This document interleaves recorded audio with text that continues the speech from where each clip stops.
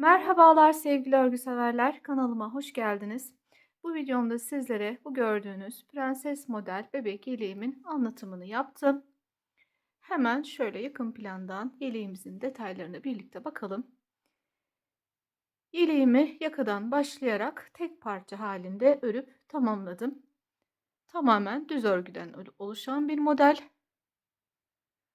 Sonrasında yakasındaki tığ detayını ve ceplerini ekleyerek de süslemesini tamamladım. Şöyle arka tarafını da hemen sizlerle paylaşayım.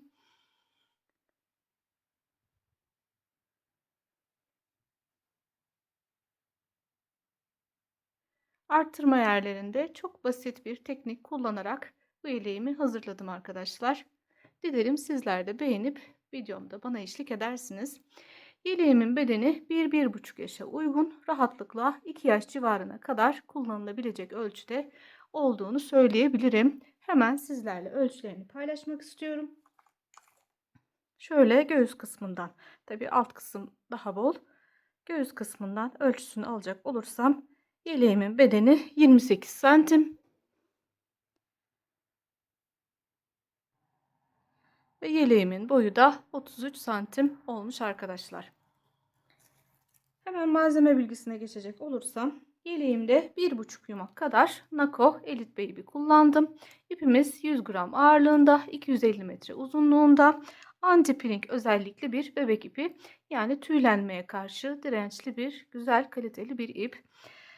Aynı renkte örmek isteyen arkadaşlar için renk numarası 6837. Yeleğimi 3,5 numara şiş kullanarak ördüm ve 5 tane düğme ile tamamladım.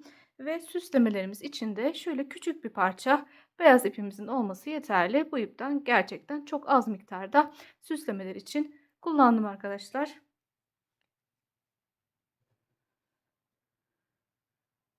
Kanalıma abone değilseniz ücretsiz bir şekilde abone olup desteklerinizi gösterebilirsiniz. Abone olduğunuzda zil simgesine dokunup bildirimleri açarak yeni yükleyeceğim videolarımdan, yeni modellerimden anında haberdar olabilirsiniz arkadaşlar. Şimdi hemen malzemelerimizi hazırlayalım. Yeleğimizi örmeye başlayalım.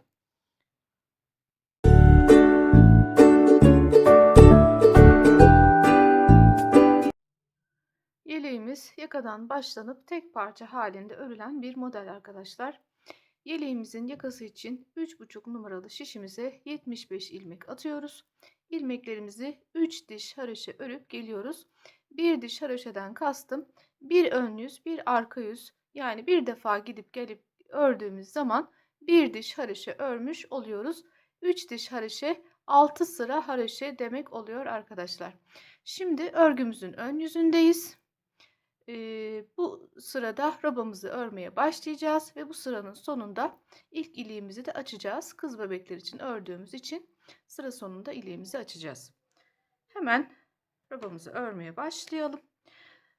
Örgümüz boyunca sıra başındaki 7 ilmeğimiz ve sıra sonundaki 7 ilmeğimiz devamlı haroşa olarak kenar patlar olarak örülecek arkadaşlar. Hemen ilk 7 ilmeğimizi haroşa örerek başlıyoruz. 2, 3, 4, 5, 6, 7. 7 ilmek haroşadan sonra hemen roba modelimi uygulamaya başlıyorum. Uygulaması gayet kolay bir model. Şimdi önümdeki bir ilmekten 3 ilmek çıkararak devam ediyorum. Bu ilmeğimi bir defa düz olarak örüyorum ama ilmeğimi sol şişimden çıkarmıyorum. Bir tane şişime dolama yapıyorum ve aynı ilmeği bir kez daha düz olarak örüyorum. Böylece bir ilmekten 3 ilmek çıkarmış oluyorum. Bu şekilde arkadaşlar. Roba modelimiz bu kadar basit. Ara ara bu şekilde bir ilmekten 3 ilmek çıkarma yaparak robamızda ilerleyeceğiz. Bu işlemden sonra önümdeki 5 ilmeği düz olarak örüyorum. 3, 4, 5. 5 ilmek düzden sonra aynı işlemi tekrar ediyorum. Bir ilmekten 3 ilmek çıkarıyorum. İlmeğimi bir kez düz olarak ördüm. Bir tane şişimin başına dolama yaptım ve aynı ilmeği bir kez daha düz olarak ördüm. Bir ilmekten 3 ilmek çıkardım ve arada 5 ilmek örüyorum. 2, 5. 5 ilmek düz örüp bir ilmekten 3 ilmek çıkarıyoruz. Sıramızın sonuna kadar bu şekilde ilerleyerek roba modelimizi oluşturuyoruz. Bir defa ördüm, doladım ve bir kez daha ördüm. 3 ilmeğimi çıkardım. Şimdi 1, 2, 3, 4, 5 ilmek düz ördüm ve tekrar bir ilmekten 3 ilmek çıkarıyorum. Sıramız sonunda 7 ilmek pat kısmı kalana kadar bu şekilde ilerleyip ilmeklerimi bitiriyorum arkadaşlar. Sıramın sonuna kadar ilerledim. Sıra sonunda şişimin üzerinde 8 ilmeğim kaldı arkadaşlar. Bu pat kısmından, yani 7 ilmek pattan önce kalan son ilmekte yine bir ilmekten 3 ilmek çıkarma yapacağım. Sıra başında da aynı şekilde yapmıştım. 7 ilmek pat kısmını 7 ilmek ördükten sonra hemen ilk ilmekten 3 ilmek çıkarmıştım. Sıra sonunda da aynı şekilde bitiriyoruz. Kalan son ilmekten 3 ilmek çıkarıyoruz. Ve şişimizde 7 ilmeğimiz kalıp pat kısmını örüyoruz. Şimdi bu kısımda ilk iliğimizi de açacağız. Sonda 4 ilmek kalana kadar önümdeki 3 ilmeği örüyorum. Bir tane dolama yapıyorum. Önümdeki 2 ilmeği birlikte alarak örüyorum. İlk iliğimi bu şekilde açmış oluyorum. Bundan sonra bu kısımda 11 diş arayla iliklerimizi açmaya devam edeceğiz arkadaşlar. Örgümüz boyunca 11 diş arayla iliklerimiz olacak. Bu şekilde roba modelimi tamamladım. İlk sırasını tamamlamış oldum. Şimdi arka yüze geçiyorum ve önümdeki 5 sırayı düz örgü olarak öreceğim arkadaşlar. Yani örgümü arka yüzlerde ters, ön yüzlerde düz olmak üzere 5 sıra örüp geleceğim. Tekrar ön yüze gelmiş olacağım. Ön yüze geldiğimde ikinci defa yine bu şekilde roba modeli uygulayarak devam edeceğim. Şimdi bu sıradan itibaren 5 sıra düz örgümüzü örüp geliyoruz arkadaşlar. 5 sıra düz örgü örüp geldim arkadaşlar. Roba modelimizin ilk sırasını şöyle oluşmaya başladı. Bu şekilde görüntüsünde sizlerle paylaşmış olayım. Şimdi tekrar ön yüzdeyiz. İkinci defa roba modelimizi uygulayarak devam edeceğiz. Tabi ilmek sayımız arttığı için aralardaki düz ilmek sayılarımız bu sefer 5 değil 7 olarak örülecek arkadaşlar. Şimdi sıra başında kenar patımı 7 ilmek olarak haroşamı örüyorum. 3, 4, 5, 6, 7. 7 ilmekten sonra bir önceki roba modelimi uygularken çıkardığım 3 ilmeğin ortasındaki ilmeği buluyorum arkadaşlar. Şöyle 3 ilmeğim ortasındaki ilmek. Önünde bir ilmeğim daha var. O yüzden bunu düz olarak örüyorum. Yanındaki, dediğim gibi bir önceki sırada bir önceki roba modelini yaparken çıkardığım 3 ilmeğin ortadaki ilmeğini buluyorum ve onun üzerine tekrar modelimi tekrar ediyorum. Yani bu ilmekten 3 ilmek çıkarıyorum. Yani sıra başından ne yaptık? 7 ilmek patımızı ördük. 1 ilmek düz ördük ve ikinci ilmekte bir ilmekten 3 ilmek çıkardık. Şimdi önümüzdeki 7 ilmeği düz olarak örüyoruz. Yani bir sonraki modelimizin ortasında denk gelen ilmeğe kadar olan önümüzdeki 7 ilmeği düz olarak örüyoruz. 1, 2, 3, 4, 5, 6, 7. 7 ilmek ördüm ve şimdi bir ilmekten 3 ilmek çıkarıyorum. Bu sırada da bu şekilde devam edeceğiz. Yani bu defa aralarda 7 ilmek örüp bir ilmekten 3 ilmek çıkararak ikinci defa robamızdaki modeli uygulamış olacağız arkadaşlar. 2, 4, 6, 7 ve şimdi bir ilmekten 3 ilmek çıkarıyorum. 1, 2, 3, 4, 5, 6, 7 ve bir ilmekten 3 ilmek çıkarıyorum. Bu şekilde sıra sonuna kadar ilerliyorum. Sıramın sonuna geldim arkadaşlar. Sıra sonunda yine 7 ilmek pat artı 1 ilmeğim kaldı. Burada son defa 1 ilmekten 3 ilmek çıkarmamı yaptıktan sonra sonda kalan 1 ilmeğimi de örüyorum ve 7 ilmek patımı örüp sıramı tamamlıyorum. Yani sıra başında 1 ilmek örerek başladık. Sonra hemen 1 ilmekten 3 ilmek çıkarma yaptık. Sıra sonunda da son defa 1 ilmekten 3 ilmek çıkardıktan sonra 1 ilmeğim, kalan 1 ilmeğimizi örüyoruz. Patımızı örüp bitirmiş oluyoruz. Evet, ikinci model sıramızı da bu şekilde tamamladık. Şimdi arka yüze geçiyoruz. Yine daha önce olduğu gibi üzerine 5 sıra düz örgü örüp geliyoruz. Tekrar ön yüze geldiğimizde 3. defa robo modelimizi uygulayarak devam ediyoruz. İkinci defa robo modelimizi uygulayıp üzerine 5 sıra düz örgümüzü örüp geldik arkadaşlar. Şimdi modelimizi 3. defa uygulayarak devam ediyoruz. İlk model sırasında aralarda 5 düz örmüştük. İkinci model sırasında aralarda 7 düz örmüştük. Bu model sırasında da 9. 5, 7, 9, 11 diye devam edecek. Şimdi 7 ilmek patımızı örerek başlıyoruz.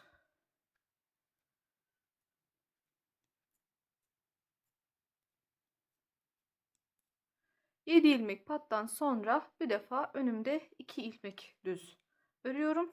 2 ilmekten sonra 3. ilmekte robo modelimi oluşturuyorum. 1 ilmekten 3 ilmek çıkarıyorum.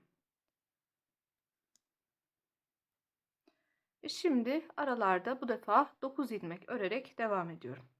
1, 2, 3, 4, 5, 6, 7, 8, 9. 9 ilmek ördüm ve modelimi tekrar ediyorum. Bir defa ördüm, bir doladım, bir kez daha ördüm ve 3 ilmek çıkardım. Tekrar 9 ilmek örüp devam ediyorum. Bu model sıramızı da bu şekilde tamamlıyoruz arkadaşlar. Aralarda 9 ilmek düz örerek sonrasında 1 ilmekten 3 ilmek çıkararak devam ediyoruz. Sıra başına 2 ilmek düz örerek başladık. Sıra sonunda aynı şekilde son defa şu kısımda 1 ilmekten 3 ilmek çıkardıktan sonra 2 ilmek düzümüzü örüp kenar patımızı örüp sıramızı tamamlamış olacağız. Üzerine yine 5 ilmek düz örerek bir sonraki model sırasına devam edeceğiz arkadaşlar. Üçüncü defa robo modelimizi uyguladıktan sonra üzerine 5 sıra düz örgümü örüp geldim. Şimdi 4. model sırasındayız arkadaşlar. Gördüğünüz gibi robomuz ortaya çıkmaya başladı.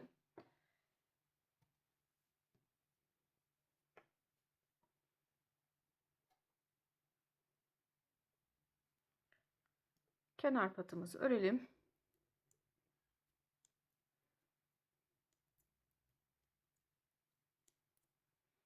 Kenar patından sonra bu defa modelimize başlarken sıra başında 3 ilmek örüyoruz. 1, 2, 3. 3 tane ördükten sonra 4. ilmekte modelimizi tekrar ediyoruz. Yani 1 ilmekten 3 ilmek çıkarıyoruz. 3 ilmek çıkardıktan sonra bu defa arada 11 ilmek örüyoruz arkadaşlar.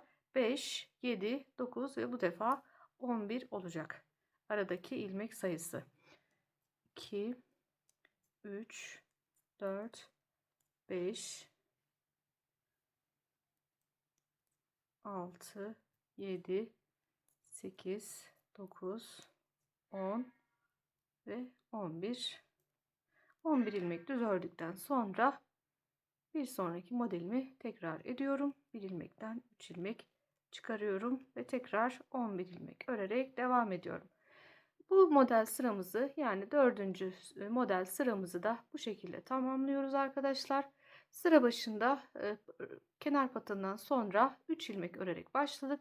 Sıranın sonuna geldiğimizde yine son defa şu kısımda şurada 1 ilmekten 3 ilmek çıkardıktan sonra yanındaki 3 ilmeğimizi düz olarak örüp patımızı da örüp tamamlamış olacağız sıramızı ve 4. model sırasını yapmış olacağız. Sonrasında yine üzerine 5 ilmek düz olarak örüyoruz ve devamında son bir model çalışması daha yapacağız. Yani şu ana kadar 3 tane model çalışması yaptık. Şu an dördüncüyü yapıyoruz. Bundan sonra bir tane daha yaparak 5 tane model sırası yaparak robamızı tamamlamış olacağız. Şimdi söylediğim gibi bu sıramızı tamamlayalım. Üzerine 5 sıra düz örgümüzü örelim. Bir sonraki model sıramızı tarif ettiğim şekilde yapmaya devam edelim. Bir sonraki model sıramıza, yani 5. model sıramıza geldiğimizde bu defa sıra başında kenar patından sonra 4 ilmek düz örerek başlayacağız.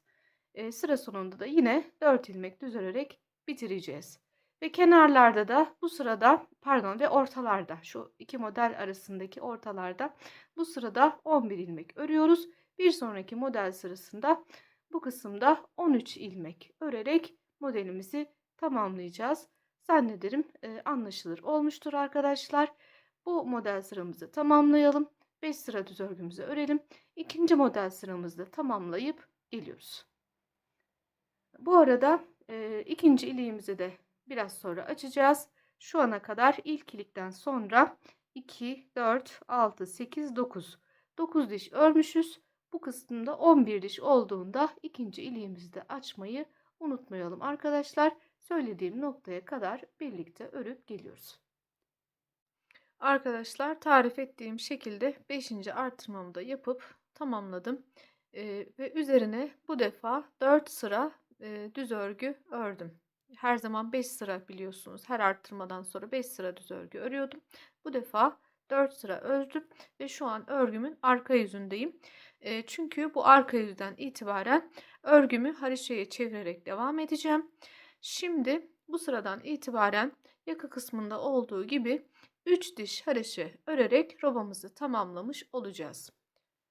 Birlikte 3 diş haroşa bütün ilmeklerimizi 3 diş haroşa örüp geliyoruz. Evet, şimdi robamızı tamamladık arkadaşlar. Toplam 5 defa roba modelimizi uyguladık. En son olarak 3 diş haroşamızı ördük ve şu an toplamda 185 ilmekle robamızı tamamlamış olduk. Ayrım sayılarını da ben belirledim. Hemen onları sizlerle paylaşayım. Ön parçalar 29 ilmek, kollar 37 ilmek ve arka parça 53 ilmek olacak şekilde parçalarımı ayırdım. Bu şekilde ayraçlar yardımıyla parçalarımızı belirleyelim. Şimdi şu an örgümüzün ön yüzündeyiz. Bu sırada ne yapıyoruz? Öncelikle ön parçamızı örüyoruz. Sonrasında kol parçamızın kesimini yaparak tamamlıyoruz. Arka parçaya devam edeceğiz. Arka parçamızı örüp ikinci kolumuza gelip yine ikinci kolumuzun da kesimini yapıp son olarak diğer ön parçamızı da örüp sıramızı tamamlayacağız.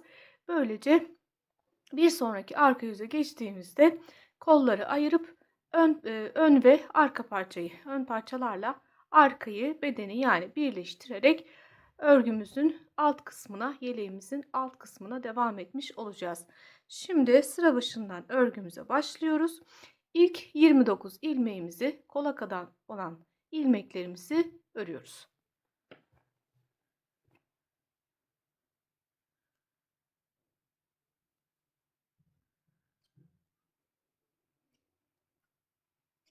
Sıra başından ilk 29 ilmeğimizi ön parçamız için ördük. Şimdi kolumuzdaki ilmeklerin kesimini yaparak devam edeceğiz. Örerek kesme tekniğini kullanarak kol ilmeklerimizin kesimini yapacağız. Sıra başındaki ilk ilmeğimi örüyorum. Yanında bir ilmek daha örüyorum. Örmüş olduğum ilk ilmeğimi bu şekilde ikincinin üzerinden geçirerek bir ilmek kesim yapmış oluyorum. Bir ilmek örüyorum. Önceki ilmeği diğerinin üzerinden bu şekilde geçirerek kesim yapıyorum. Bir ilmek örüyorum. Önceki ilmeği diğerinin üzerinden geçiriyorum. Örerek kesme tekniğimiz bu şekilde oluyor arkadaşlar. Bir tane örüyorum, bir tane kesiyorum.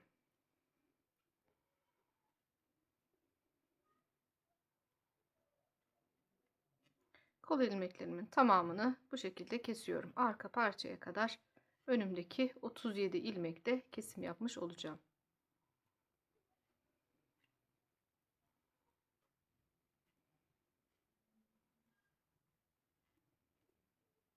Evet. Bitirip geliyoruz. Kol ilmeklerimin kesimini yapıp geldim arkadaşlar. Şimdi arka parçama geçiyorum. Arka parçam için önümdeki 53 ilmeğimi örüp sonraki kola geçerek devam edeceğim. Şimdi arka için 53 ilmek örüp geliyoruz. Arka parçamızı da örüp geldik. İkinci kolumuza geçiyoruz. Yine diğeriyle aynı şekilde bunun kesimini yapacağız. Önümüzdeki 37 ilmeğimizi kolumuz için keseceğiz. Bir ilmek örüyorum. Yanında bir ilmek daha örüyorum. Bu şekilde örerek kesme tekniğini kullanarak kesimlerimi yapıyorum.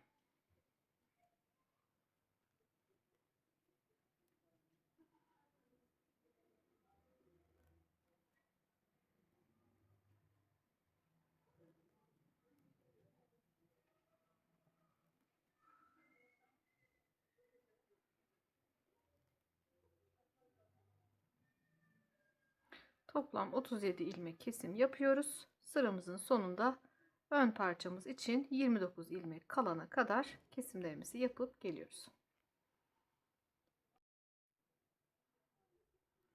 İkinci kolumuzun da kesimini yaptıktan sonra kalan 29 ilmeğimizi de örerek sıramızı tamamlıyoruz. Arka yüze geçtiğimizde ön parçalarla arka parçamızı birleştirerek alt kısma devam etmiş olacağız.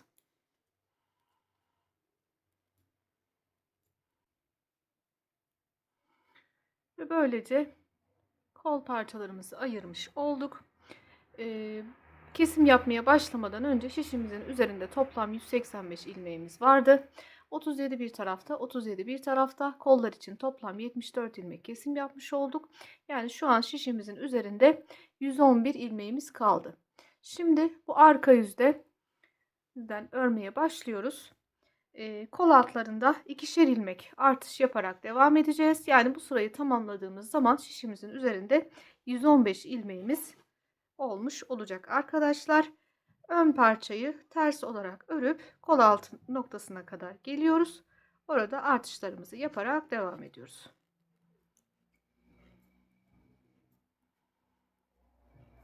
Ön parçayı tamamlayarak kol altı hizasına geldim. Şimdi burada 2 ilmek artış yapacağım. Şu şekilde kol altında 2 ilmek atalım. Sıkı sıkı yapmaya dikkat edelim ki burada çok fazla bir esneme, açılma olmasın. Bu şekilde 2 ilmek attıktan sonra arka parçaya devam ediyorum.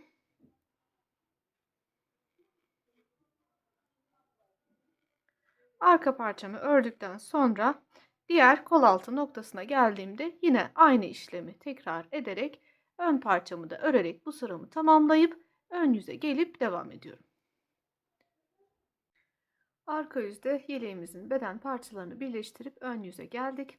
Şimdi bu sırada ne yapacağız? Bu sırada sadece bu sıraya mahsus olmak üzere bir defa şu roba kısmında kullandığımız artırma modelini uygulayacağız. Bundan sonraki arka yüzden itibaren artık düz örgüye geçeceğiz. Ve yeleğimizin alt kısmı istediğimiz uzunluğa gelene kadar düz örgü olarak devam edeceğiz. Şimdi nasıl yapıyoruz? Kenar patımızı örelim.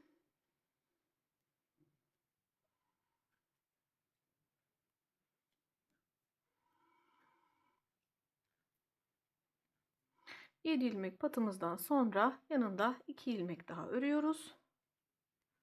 Ve üçüncü ilmeğimizde buradaki artırma modelimizi tekrar ediyoruz. Yani bir ilmekten 3 ilmek çıkararak devam ediyoruz. Bir ilmekten 3 ilmek çıkardıktan sonra arada yine 5 ilmek örüyoruz. Yani robamıza başladığımız zamandaki gibi aralar 5 ilmek olarak düz örgü olarak örülecek. 1, 2, 3, 4, 5. 5 ilmekten sonra yine modelimi tekrar ediyorum. Artırma modelimi. Bir ilmekten 3 ilmek çıkarıyorum ve tekrar 5 ilmek düz örüyorum.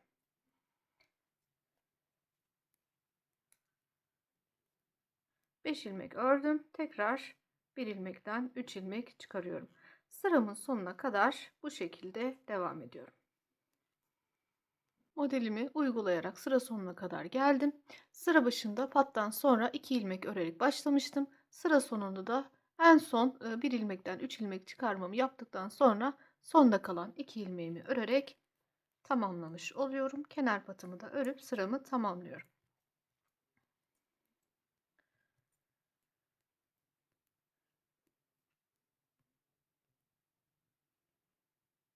Evet. Ve bu şekilde alt bedenimize başlamış olduk arkadaşlar. Artık bundan sonra örgümüzde yapacağımız farklı bir işlem yok. Bundan sonrası bir süre düz örgü olarak devam etmek olacak. Şöyle gördüğünüz gibi roba modelimiz oluştu.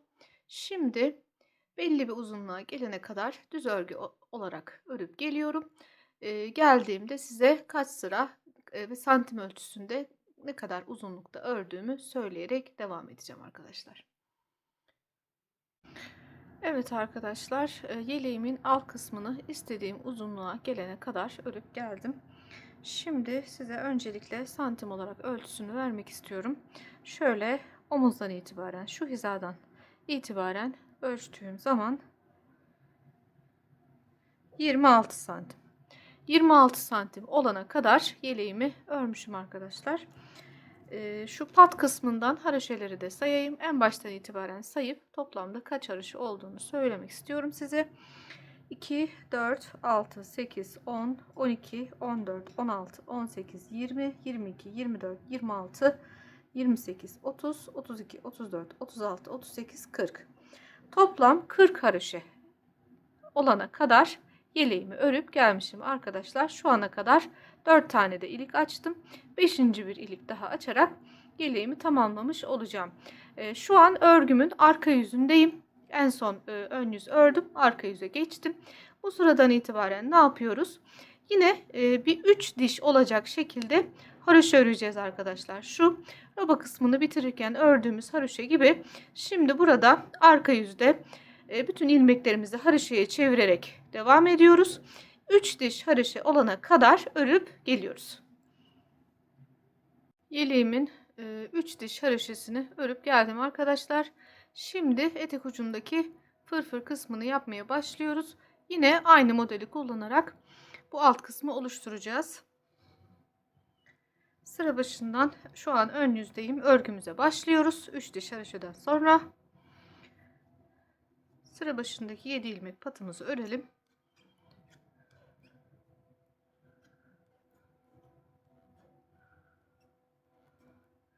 7 ilmek pat kısmından sonra 3 ilmek örüyoruz.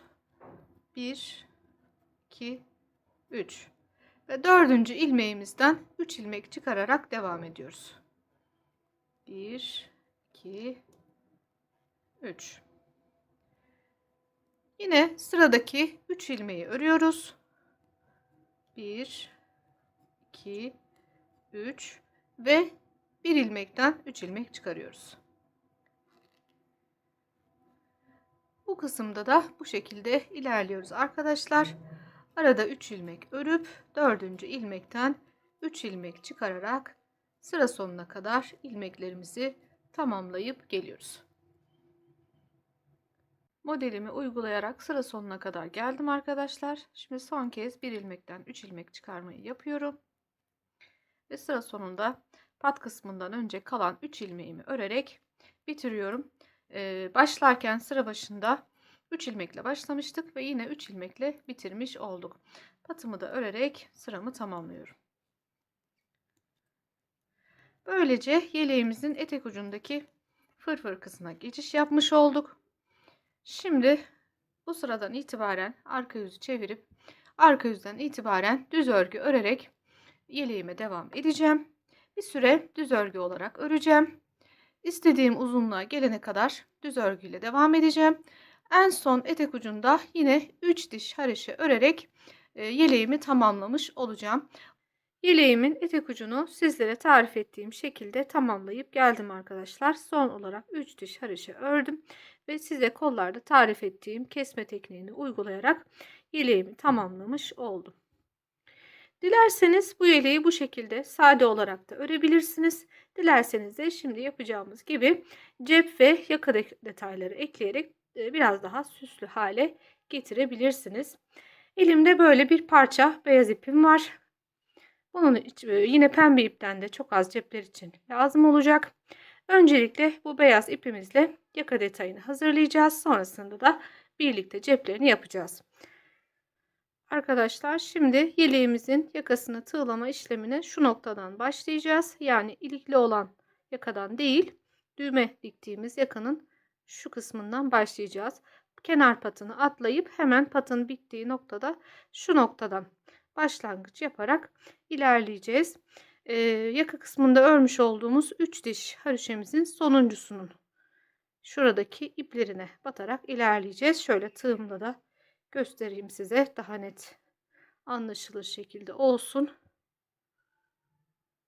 Şöyle şuradaki, bakın şuradaki haroşa dişleri görüyorsunuz. Üstündeki değil, altındaki. Şöyle şunların her birine birer sık iğne yaparak ilerleyeceğiz arkadaşlar.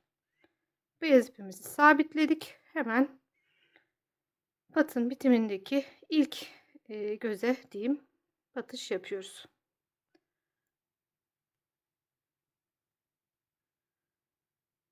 Bu şekilde batışımızı yaptık.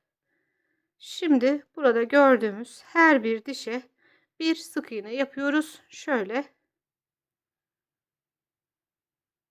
elimizi çok sıkmadan her birine birer sık iğne yaparak diğer patın başladığı noktaya kadar ilerleyeceğiz.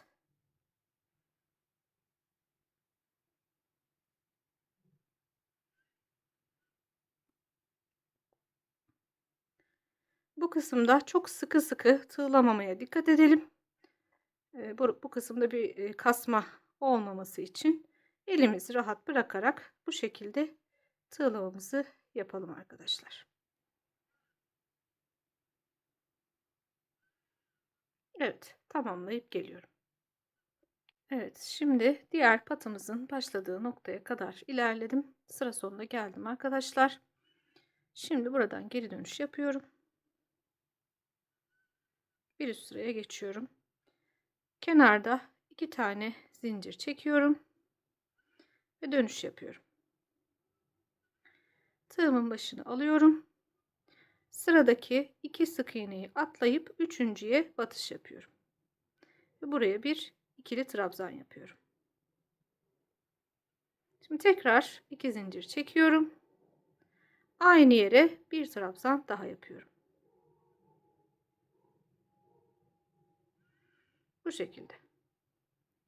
Şimdi yine tığımın başına alıyorum. Daima ikili trabzanlar yaparak ilerleyeceğim. Önümdeki 2 tane sık iğneyi atlayıp üçüncüsüne batış yapıyorum. Şöyle. Tekrar 2 zincir çekip aynı noktaya bir trabzan daha yapıyorum. Şimdi tekrar ediyorum. 2 sık iğneyi atlıyorum. Üçüncüye batış yapıyorum. 2 zincir çekiyorum. Bir trabzan daha yapıyorum. Şöyle göstermek istiyorum sizlere. Bu sıramızda da bu şekilde ilerliyoruz. Birlikte bir kez daha yapalım. 2 sık iğne atlıyorum. Üçüncüsüne batışımı yapıyorum. 2 zincir çekiyorum. Aynı noktaya bir trabzan daha yapıyorum ve başa dönüyorum. 2 tane atlayıp üçüncüye batış yaparak ilerleyeceğim arkadaşlar. Bu sıramızı da bu şekilde tamamlayıp geliyoruz. Sıramın sonuna kadar geldim. Köşeye geldiğim zaman son bir batış şöyle yapıyorum ve bu sırayı tamamlamış oldum. Şimdi bir zincir çekip tekrar yönümü çevirip bir üst sıraya, son sıraya geçiyorum. Şu oluşturmuş olduğumuz V'lerin ortalarını, içlerini doldurarak bu sıramızı tamamlayacağız. Hemen ilk V'mize öncelikle bir tane sık iğne yapıyoruz. Bir tane zincir çekiyoruz ve 3 tane ikili trabzan yapıyoruz. 1,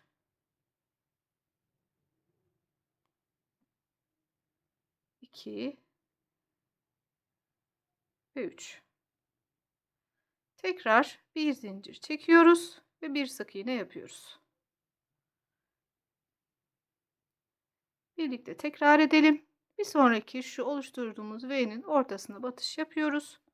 Bir sık iğne, bir zincir, 3 tane ikili trabzan, 1, 2, 3. Bir zincir ve bir sık iğne. Böyle olacak arkadaşlar. Son bir kez birlikte yapalım. Bir sık iğne, bir zincir, 3 tane ikili trabzan, 1, 2, 3. Bir zincir ve bir sık iğne yaparak tamamladık ve bir sonrakine geçiyoruz. Bu şekilde tığlamamızı sıra sonuna kadar bitirip geliyoruz. Evet, yeleğimin yakasını tamamladım arkadaşlar. Şöyle şu şekilde. Şu sona geldiğimizde şu kısma bakın, şöyle başlangıç kısmına tekrar batış yaparak şu şekilde kaydırma yaparak bitiriyoruz. Burada fazladan bir boşluk olmasını engellemiş oluyoruz. Ve ipimizi artık kesebiliriz. Güzelce iplerimizi temizleyelim arkaya tarafa geçirip. Yakamız bu şekilde gözükecek arkadaşlar. Farklı bir hava katıyor bu şekilde. Umarım sizler de beğenirsiniz. Dediğim gibi dilerseniz sade olarak da iyiliğinizi bırakabilirsiniz. Dilerseniz böyle küçük bir süslemeyle, küçük bir dokunuşla da daha süslü hale getirebilirsiniz. Tığlamalarımız bittikten sonra, yani ceplerini de yaptıktan sonra sadece yaka kısmına ve ceplerine ütümüzle buhar verebiliriz. Biraz daha düzgünleşip daha dökümlü durmasını sağlayacaktır. Yakamızı bu şekilde tamamladıktan sonra şimdi ceplerimize geçiyoruz. Ceplerimden bir tanesini hazırlayıp geldim arkadaşlar. Şimdi ikinciyi de sizinle birlikte yapalım. Öncelikle elimize beyaz ipimizi alıyoruz. İpimizi sabitleyip 5 tane zincir çekiyoruz. 1, 2, 3, 4, 5. 5 zincir çekip ilkine batış yapıyoruz. 2 zincir çekiyoruz. Ve halkamızın ortasına bir ikili trabzan yapıyoruz. Bir tane daha ikili trabzan yapıyoruz. Yani bu iki zinciri birinci olarak sayarsak 3 tane trabzan yapmış oluyoruz. Şimdi 2 zincir çekelim. Tekrar 3 trabzan yapacağız.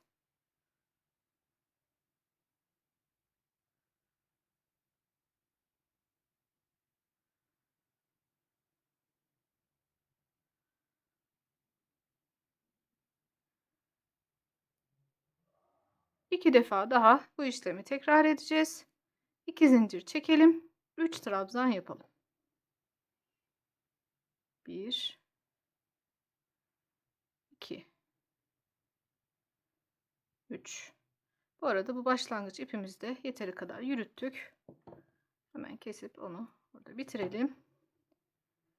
3 tane yaptık. Bir tane daha yapıp tamamlayacağız. 2 zincir çekiyoruz. 3 trabzan yapıyoruz. 1, 2, 3. Klasik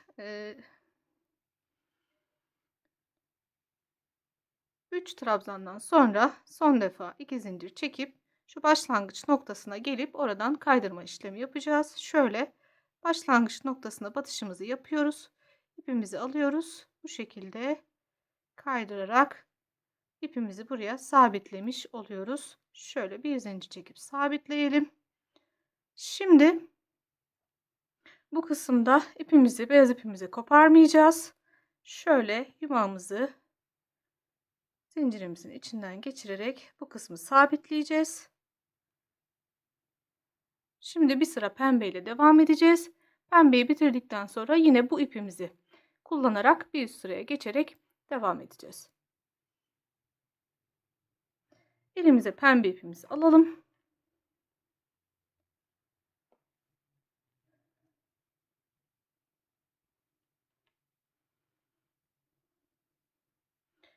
Klasik hanım dilendi, bey beğendi modeli diye bilinen motifi çalışıyoruz arkadaşlar. Şimdi bu beyaz ipimiz burada kalıyor. Hemen şu iki zincir çekerek oluşturduğumuz boşluklara bir tanesine batışımızı yapıyoruz. Hemen bu beyaz ipin yanındakine batış yapıyoruz.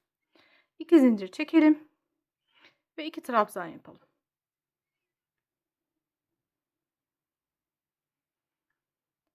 Yani çektiğimiz 2 zinciri birinci olarak sayarsak 3 trabzan yapmış oluyoruz.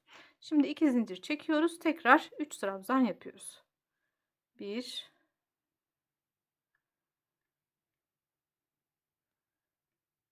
2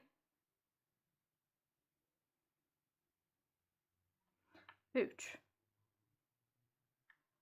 3 trabzandan sonra tekrar 2 zincir çekiyoruz. Bir sonraki boşluğa ilerliyoruz. Oraya bir trabzan yapıyoruz. 1 2 ve 3. 3 trabzan 2 zincir şeklinde ilerlemeye devam ediyoruz. 3 trabzandan sonra 2 zincir çektik. Tekrar aynı göze 3 trabzan daha yapıyoruz.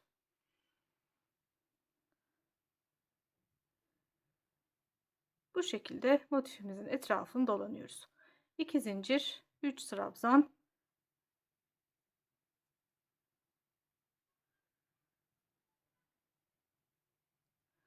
tekrar 2 zincir, aynı noktaya, köşeye 3 trabzan,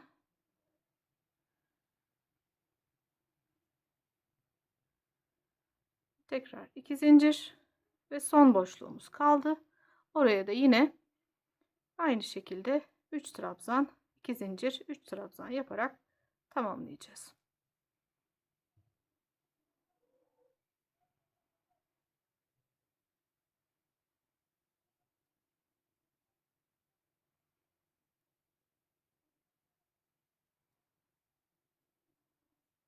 Son olarak 2 zincir çekiyoruz.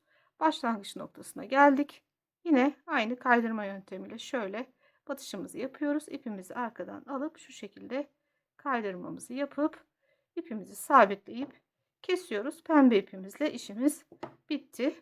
Bundan sonra beyazla devam edeceğiz. Şu an motifimiz bu şekilde oldu arkadaşlar.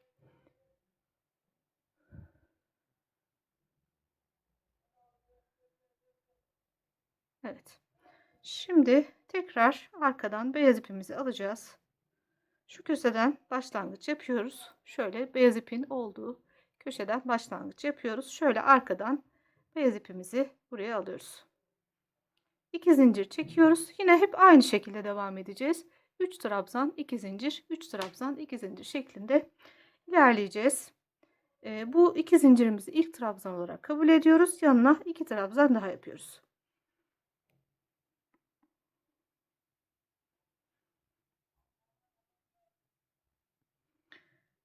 Şimdi buradaki başlangıç noktasındaki motifimizi böyle yarım yapacağız. Yani bir ikinci defa buraya batış yapmayacağız. Şu araya ilerleyerek devam edeceğiz. 3 trabzandan sonra 2 zincir ve aradaki boşluğa batış yapıyorum. 3 trabzan yapıyorum.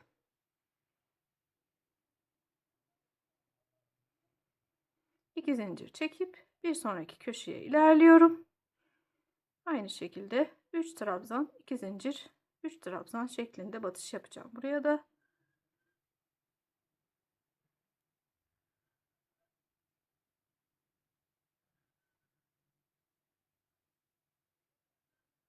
böylece devam ediyorum. Hızlı bir şekilde arkadaşlar birlikte yapalım.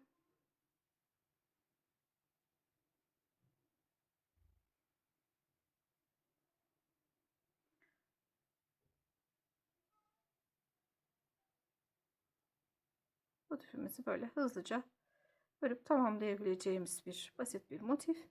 Hemen bu sıradan sonra üzerine pıtırcık yaparak bir sıra bitirmiş olacağız.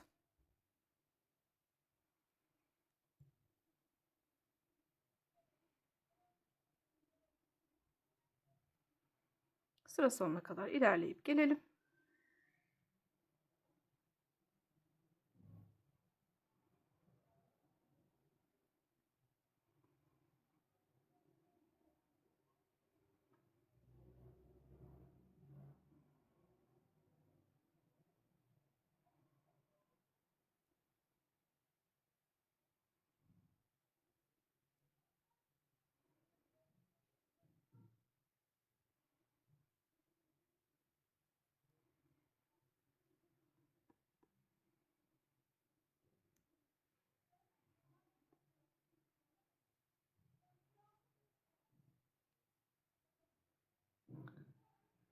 Son köşeye geldiğimizde yine şu başlangıç noktasına batışımızı yapıyoruz. Buraya 3 trabzan yapıyoruz. 1 2 3 2 zincirimizi çekiyoruz ve başlangıç noktasına kaydırma yaparak tamamlamış olacağız sıramızı. Şu şekilde kaydırmamızı yaptık arkadaşlar. Evet. Bu şekilde motifimiz oluştu. Şimdi üzerindeki bir sıra tomurcuğumuzu da yaparak tamamlamış olacağız. Bu şekilde 3 tarafına tomurcuk yapıp şu üst tarafını bırakarak cebimizi tamamlamış olacağız. Şimdi geri dönüş yapıp buradaki göze bir sık iğne şeklinde batış yapıyoruz ve dönüp 3 zincir çekiyoruz. 3 zincir çektikten sonra bu yaptığımız sık iğnenin tepesine batış yapıyoruz. Sonrasında önümüzdeki bir gözü atlıyoruz. İkincisine batış yapıyoruz. Sık iğne yapıyoruz ve 3 zincir çekiyoruz. 3 zincir çekip şu yaptığımız sık iğnenin tepesindeki iplerimizden batış yaparak tomurcuk oluşturuyoruz. Sıradaki bir gözü atlıyoruz. Diğerine yani boşluğa batışımızı yapıyoruz. 3 zincir çekip tomurcuğumuzu oluşturuyoruz. Bir gözü atlayıp ikincisine batış yapıyoruz. Daima bu şekilde. Birini atlayıp ikinciye batış yapacağız. Sık iğne yapacağız. Sık iğnenin üzerine 3 zincir çekerek tomurcuğumuzu yapacağız.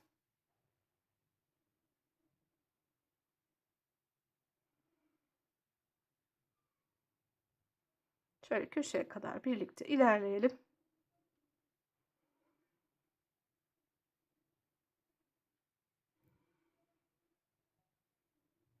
Köşedeki boşluğa batışımızı yaptık son olarak. Üzerine tomurcuğumuzu yapalım.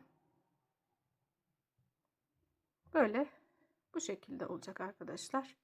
Böyle bir görüntü elde etmiş olacağız. Evet. Şimdi dediğim gibi 3 tarafını tamamlayıp şu noktaya gelip yeleğimizin cebini tamamlamış olacağız.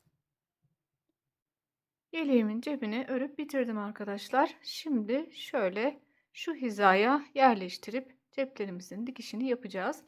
Dilerseniz normal beyaz dikiş ipiyle dikişini yapabilirsiniz. Dilerseniz kullandığımız beyaz ipin katını açarak onu incelterek de dikişiniz için kullanabilirsiniz. Şöyle 3 tarafına dikiş yapıyoruz. Üst tarafını tabii ki açık bırakıp cep haline gelmesini sağlıyoruz. Tamamlayıp geliyoruz.